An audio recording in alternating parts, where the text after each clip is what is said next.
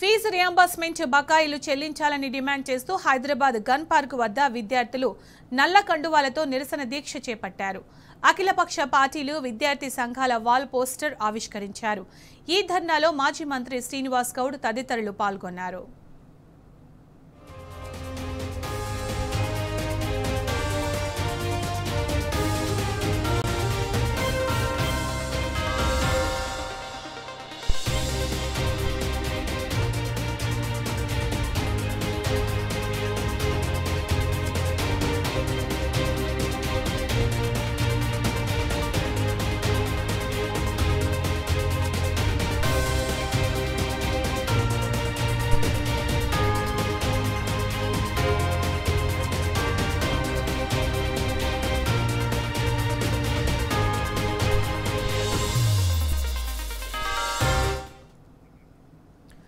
ఇక ఇదే అంశానికి సంబంధించి మరింత సమాచారం మా ప్రతినిధి మహేష్ లైవ్ లో అందిస్తారు. మహేష్, గన్ పార్క్ వద్ద విద్యార్థుల దీక్షకు సంబంధించి పూర్తి సమాచారం ఏంటి?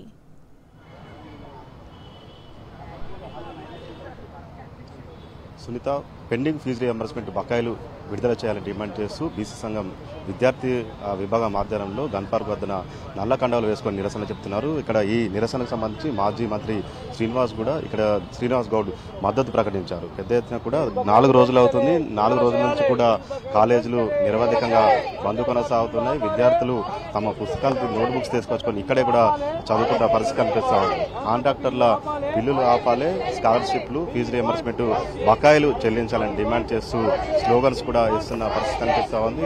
కాంగ్రెస్ ప్రభుత్వం ఏర్పడి 23 నెలలు అవుతుంది. ఇంతవరకు కూడా పెండింగ్ బకాయిలు అనేది ఇవ్వకపోవడంలో వైఫల్యం చెందినట్టు కూడా ఆగ్రహం వ్యక్తం చేస్తున్నారు. ప్రస్తుతం మనతో పాటు మాజీ మంత్రి శ్రీనివాస్ గౌడ్ ఉన్నారు. సార్ చెప్పండి, 4 రోజులుగా నిరవధిక బంద్ కాలేజీలు కొనసాగుతున్న పరిస్థితి కనిపిస్తూ ఉంది. ప్రభుత్వం నుంచి ఇంతవరకు ఎలాంటి స్పందన లేదు, ఎట్లా చూడాలి?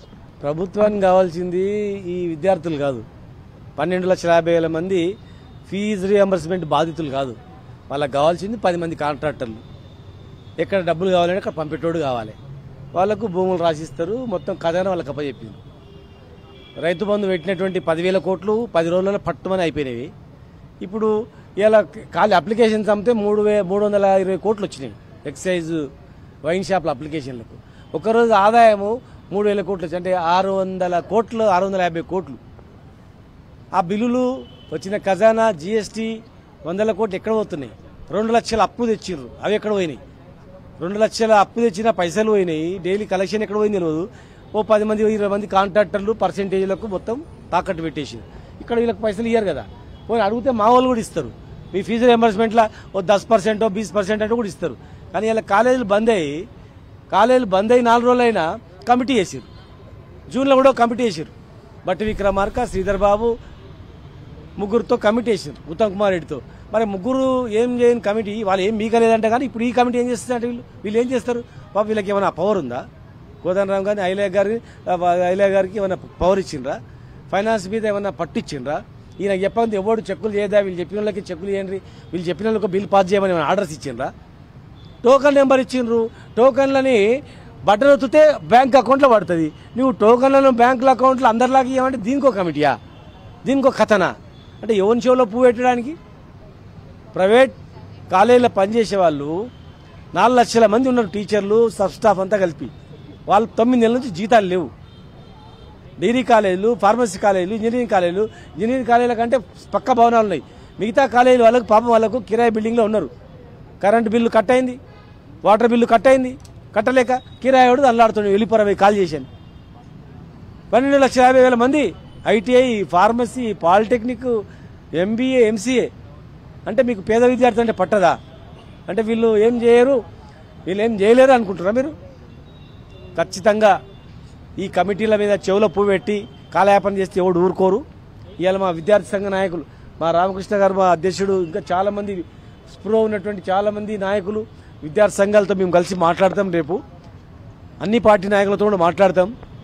మీరు 4-5 రోజులలో కాలేజీలు ఓపెన్ చేయకుండా చేస్తే మాత్రం పెద్ద ఎత్తున మహో ఉద్యమం ఉంటుంది. తెలంగాణ ఉద్యమం చూసారు కదా, దానికి మించిన ఇంకా 10 అంతల పైన ఉంటుంది. ఇంకా వీళ్ళతో మేము తెచ్చుకున్నది కూడా వీళ్ళ గురించే, విద్యార్థుల భవిష్యత్తు గురించే. వీళ్ళు బాగుపడతారని తెచ్చుకున్నాం. మరి ఇలా చదువుకున్న ఉద్యోగాలు దొరకలేని పరిస్థితి కనిపిస్తున్నాయి. 2 లక్షల ఉద్యోగాలు ఉన్న ఇండస్ట్రీస్ అన్ని పారిపోతున్నాయి. ఇక చదివితేనే కష్టం ఉందిరా అంటే ఆ చదివే లేకపోతే ఏమైపోవాలి, ఏం చేయాలి? మళ్ళీ మా వాళ్ళు క్రూరంగా మారుతారు. చదువు లేకుండా రోడ్ల మీద తిరిగితే కోపంగా ఆవేశంగా ఏమైనా జరుగుతుంది. మరి విద్యార్థులకు ఏం జరిగినా వాళ్ళ భవిష్యత్తుకి ఏమైనా ఈ ప్రభుత్వందే బాధ్యత అవుతుంది. కాలయాపన కాదు మాకు కావాల్సింది, బిల్లులు టోకన్లు ఇమ్మీడియట్గా ఇష్యూ చేయాలి. వారం రోజుల్లో పరిష్కరించకపోతే రేపే భవిష్యత్ కార్యాచరణ మేము అందరం కూడా మాట్లాడతాం. విద్యాశాఖను తన వద్దనే పెట్టుకున్న ముఖ్యమంత్రి విద్యపై ఎందుకు ఇంత నిర్లక్ష్యం వ్యవహరిస్తున్నాం? ఇక వీళ్ళందరూ ఏం చేయలేరు. గవర్నమెంట్ 5 ఏళ్ళు నన్ను ఏం చేయలేరు. 2 ఏళ్ళు అయిపోయింది, ఇంకా 3 ఏళ్ళు నడపాలి. ఎక్కడ డబ్బులు కావాలంటే అక్కడ పంపించేటోని ఎమ్మడి ఉండాలి. అర్ధరాత్రి ఫోన్ చేసి బీహార్ కావాలి లేకపోతే ఢిల్లీకి పంపాలంటే పంపేటోళ్ళు ఎమ్మడి పెట్టుకున్నాం.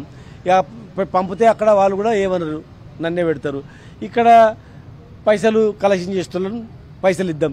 వాడు 10 పెడితే 20 ఇద్దాం. వాడు చెప్పినోనికే బిల్లులు ఇవ్వాలి, పర్సెంటేజ్ తీసుకోవాలి. ఈ దందా నడుస్తుంది. ఇక విద్యార్థులు ఏం చేస్తారు, వాళ్ళు ఏం చేస్తారులే ఆర్సీ కాముకుంటారు అనుకుంటారు. కానీ వీళ్ళు అనుకుంటే మరో శ్రీలంక అవుతుందేనో, వీళ్ళు అనుకుంటే మరి నేపాల్ అవుతుంది అనే సంగతి వాళ్ళకి తెలియదు. ఇక వారం రోజుల తర్వాత చూస్తారు. అది మనతో పాటు విద్యార్థి నేత రామకృష్ణ ఉన్నారు. నాకు చెప్పండి, ఫీజు బకాయిలు ఎవరైతే కమిటీలు వేసి కాలయాపన చేస్తున్నారు, ఏం చెప్తారు ప్రభుత్వానికి? ఈరోజు పెండింగ్లో ఫీజుల బకాయిలు చెల్లించకపోవడంతో విద్యార్థుల జీవితాలు గాల్లో దీపంగా మారాయి. మేము ఫీజుల బకాయిలు ఇవ్వండి అని చెప్పి అనేకమైన ఉద్యమాలు చేస్తే రాష్ట్ర ప్రభుత్వం కమిటీలు వేస్తూ ఉన్నారు. కమిటీలు మాకెందుకు, కమిటీలు మాకొద్దు, పెండింగ్లో ఫీజుల బకాయిలు చెల్లించాలని చెప్పి రాష్ట్ర ప్రభుత్వాన్ని డిమాండ్ చేస్తూ ఉన్నాం. మీరు కమిటీలు వేసేది ఉంటే మీరు కాంట్రాక్టర్ల మీద కమిటీలు వేయండి, కాంట్రాక్టర్ బిల్లుల మీద కమిటీలు వేయండి, కానీ మా విద్యార్థుల ఫీజుల బకాయిల మీద కాదని చెప్పి రాష్ట్ర ప్రభుత్వం డిమాండ్ చేస్తూ ఉన్నాం. ఈరోజు అనేకమైన పేద బడుగు బలహీన వర్గాల విద్యార్థులు మేము చదువుకుంటాం, మాకు ఫీజుల బకాయిలు చెల్లించండి అని చెప్తే ఉన్నతమైన విద్య అందరి ద్రాక్షగా మారింది. రాష్ట్ర ప్రభుత్వం డిమాండ్ చేస్తూ ఉన్నాం, పెండింగ్లో ఫీజుల బకాయిలు చెల్లించకపోతే మాత్రం పెద్ద ఎత్తున ఆందోళన చేపడతాం. దానికి ముఖ్యమంత్రి గారు బాధ్యత వహించాలి. అనేకమైన ఆంక్షలు, కోతలు ఫీజు రియంబర్స్మెంట్ మీద ప్రకటిస్తూ ఉన్నారు, కమిటీలు అని చెప్పి కాలయాపన చేస్తూ ఉన్నారు. ఇది ఫీజు రియంబర్స్మెంట్ ఎత్తివేసే కుట్రలో భాగంగానే కమిటీలు అని చెప్పి, కోతలు అని చెప్పి కాలయాపన చేస్తూ ఉన్నారు. రాష్ట్ర ప్రభుత్వం డిమాండ్ చేస్తూ ఉన్నాం, మీరు కోతలు విధించేది ఉంటే మీరు ఎమ్మెల్యే జీతాల కోతలు విధించండి, మంత్రుల జీతాల కోతలు విధించండి, చైర్మన్ జీతాల కోతలు విధించండి, కానీ మా ఫీజుల బకాయిల మీద అని చెప్పి రాష్ట్ర ప్రభుత్వం డిమాండ్ చేస్తూ ఉన్నాం. మొన్నటికి మొన్న మంత్రులు ఏమంటున్నారు, కేవలం సంక్షేమానికి జీతాలకే ఈరోజు నిధులు సరిపోతా అంటున్నారు. మరి మూసీ సుందరీకరణ ఎక్కడికెళ్ళి చేస్తారు రాష్ట్ర ప్రభుత్వం? మూసీ సుందరీకరణ ఎవరు చేయమన్నారు?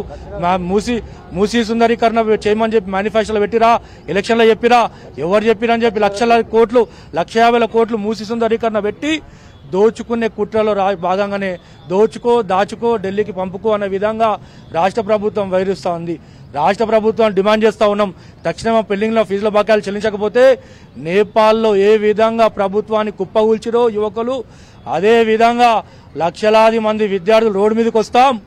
ముఖ్యమంత్రి ఎట్లా తిరుగుతాడు, మంత్రి ఎట్లా తిరుగుతారు, రాష్ట్ర ప్రభుత్వం ఎట్లా తిరుగుతుంది, రాష్ట్రాన్ని స్తంభింపజేస్తాం. మా పెండింగ్లో ఫీజుల బకాయిలు చెల్లించకపోతే శాంతియుతంగా చేస్తున్నాం, ప్రజాస్వామ్యబద్ధంగా చేస్తున్నాం. రాబోయే రోజులలో రాష్ట్ర ప్రభుత్వం వైఖరి మార్చుకోకపోతే మాత్రం ఇక్కడ తెలంగాణ కోసం ఉద్యమాలు చేసిన టైగర్ శ్రీనన్న గారి నేతృత్వంలో పెద్ద ఎత్తున మరో తెలంగాణ ఉద్యమం చేపడతాం. రాష్ట్ర ప్రభుత్వం, ముఖ్యమంత్రి గారే దానికి బాధ్యత వహించాలి. ఎందుకంటే ఎక్కడిదక్కడ శాంతియుతంగా చేస్తున్నాం. భవిష్యత్తులో ఎక్కడిదక్కడ మంత్రులను అడ్డుకుంటాం, సెక్రటరీ నీళ్లు కట్ చేస్తాం, కరెంటు కట్ చేస్తాం. ఏ విధంగా మాకు బాధ కలుగుతుందో అదే విధంగా సెక్రటరేట్ లక్షలాది మందితో ముట్టడించి దిగ్బంధం చేస్తాం. సెక్రటరీని కబ్జా పెట్టుకుంటాం. సెక్రటరీలో కూర్చొని గన్ పార్క్ దగ్గర కాదు చదువుకునేది, సెక్రటరేట్ ఏసీ భవనాల్లో కూర్చొని చదువుకుంటాం. ముఖ్యమంత్రి గారికి ఈరోజు శాంతియుతంగా చెప్తున్నాం, ఈరోజు రాబోయే రోజులలో మాకు ఇవ్వకపోతే మాత్రం, స్కాలర్షిప్లు ఇవ్వకపోతే మాత్రం పెద్ద ఎత్తున ఆందోళన చేస్తాం. మీరు ఇంట్లోకి వెళ్ళి బయటికి రావచ్చే పరిస్థితి లేకుండా చేస్తామని చెప్పి హెచ్చరిస్తా ఉన్నాం. ఇది మొత్తంగా చూసినట్టయితే ఇటు పేద బడుగు బలహీన వర్గాల విద్యార్థులను రాష్ట్ర ప్రభుత్వం కక్ష కట్టింది. పెండింగ్ ఫీజు రియంబర్స్మెంట్ కావచ్చు, స్కాలర్షిప్లు ఆపి విద్యార్థులను చదువుకు దూరం చేసే కుట్ర చేస్తుంది. వెంటనే ఫీజు రియంబర్స్మెంట్ బకాయిలు విడుదల చేయకపోతే చెలో సెక్రటరేట్ కూడా నిర్వహిస్తాం, పెద్ద ఎత్తున కూడా విద్యార్థులంతా కూడా ఉద్యమిస్తామంటూ కూడా రాష్ట్ర ప్రభుత్వాన్ని హెచ్చరిస్తున్నారు. Vote studio. రైట్ మహేష్.